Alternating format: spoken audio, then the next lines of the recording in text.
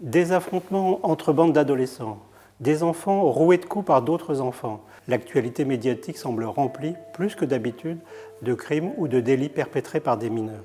Vous croyez que la délinquance des enfants progresse? Vous avez tort. Elle serait même plutôt en recul si l'on se fie aux statistiques officielles par rapport aux années précédentes et même par rapport à celles des adultes.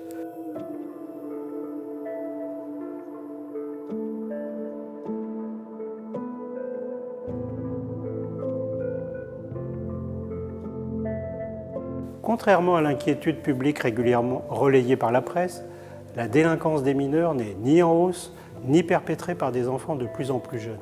Elle a même chuté de 30% depuis les années 30 et les auteurs sont toujours majoritairement âgés de plus de 16 ans. La dangerosité des enfants est donc bien moins grande que ce qu'on nous laisse croire.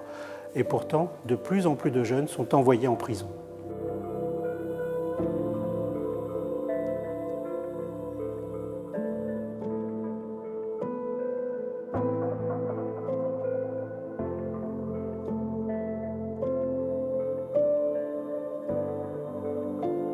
Les comportements des mineurs sont surpénalisés par rapport aux adultes.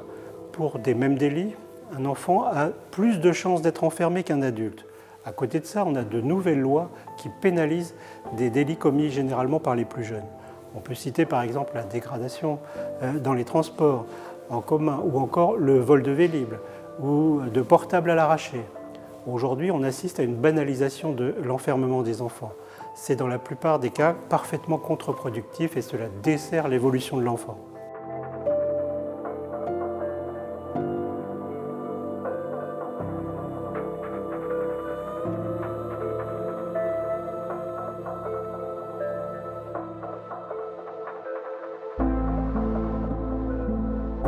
Les mineurs délinquants sont d'abord des mineurs en danger qui doivent être pris en charge en protection de l'enfance.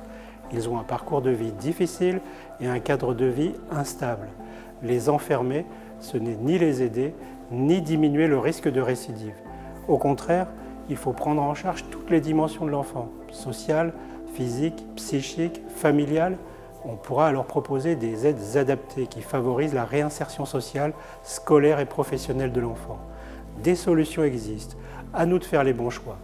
3 idées à ne jamais oublier. Les mineurs délinquants sont avant tout des enfants. La sanction doit toujours rimer avec l'éducation. La prison doit rester un dernier recours. Nous vous invitons à découvrir notre plaidoyer protection judiciaire de la jeunesse sur le site du groupe SOS.